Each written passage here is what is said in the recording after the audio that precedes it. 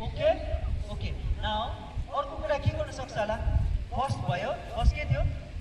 जतिसक्दो फाइटमा इन्भल्भै नहुनु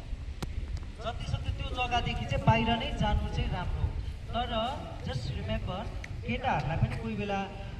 यस्तो सिचुएसन आउँछ जो चाहिँ आउट अफ कन्ट्रोल सक्दैन थामेर मिल्दैन आफ्नो बहिनीलाई नराम्रो भनिदिएला आफ्नो आमालाई आफ्नो के त्यो सिचुएसन तपाईँले केही पनि गर्नु मतलब त्यो सहनु नसक्ने सिचुएसन आयो त्यतिखेर चाहिँ you can involve in the fight है तर फाइट गर्नुभन्दा अगाडि चाहिँ आफूले लुत्दै नलुत्दै लाङ्ग्रे खालके भएर हुन्छ के हुनुपर्छ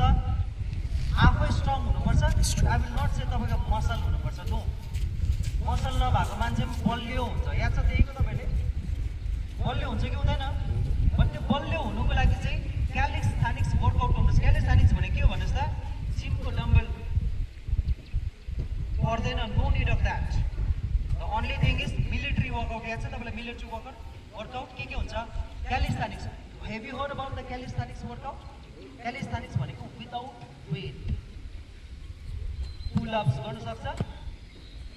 चिन अप याद छ तपाईँलाई याद छैन होइन हो त्यसो जोडले भन्नुहोस् न अन्त याद छ अब अर्को कुरा भनिदिउँ यहाँनिर अब कति भयो होला अहिले सर हामी बसेको आधी घन्टा भएछ